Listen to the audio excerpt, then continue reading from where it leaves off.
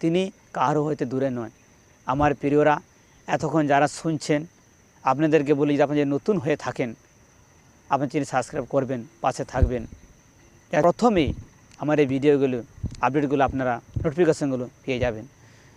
তো আমার প্রিয়রা, এতক্ষণ আপনারা শুনলেন যে ঈশ্বরের রব শুনতে গেলে ঈশ্বরের বাক্যকে অনুসরণ করতে হবে। প্রিয়রা, ঈশ্বরের বাক্যকে পড়তে হবে, মনে রাখতে হবে।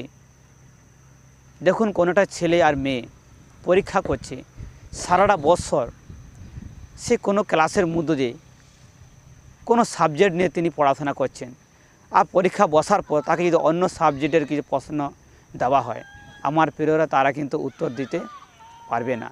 কারণ তিনি সেই সাবজেক্টটা তিনি ধ্যানই করেনি, সেই সাবজেক্টে পড়াশোনা করেনি। তো তিনি উত্তর দেবেন কী করে? আমার প্রিয়, সেই রকম আপনি ঈশ্বরের বাক্য কোনো দিন পড়বেন না, ধ্যান করবেন না, তাকে মেনে চলবে না, তারপর চলবেন না, প্রার্থনা করবে না, উপর প্রার্থনা করবে না।